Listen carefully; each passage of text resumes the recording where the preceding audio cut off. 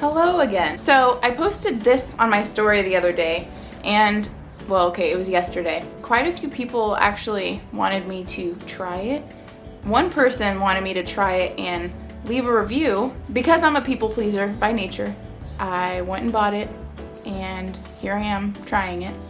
Looks like this. I honestly don't think it's really gonna taste that great.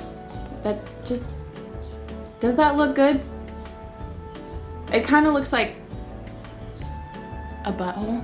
Let's try this.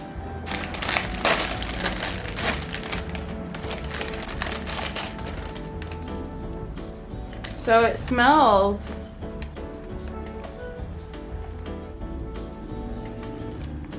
I guess it kind of smells like an oatmeal cream pie. Here goes nothing.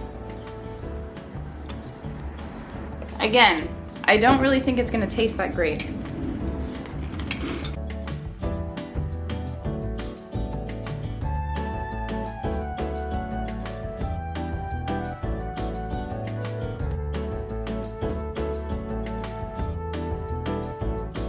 Okay, first off, I actually like it. It actually tastes good.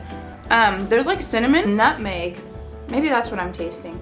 By the way, this is my favorite bowl because it has a handle. Haters might call it a mug.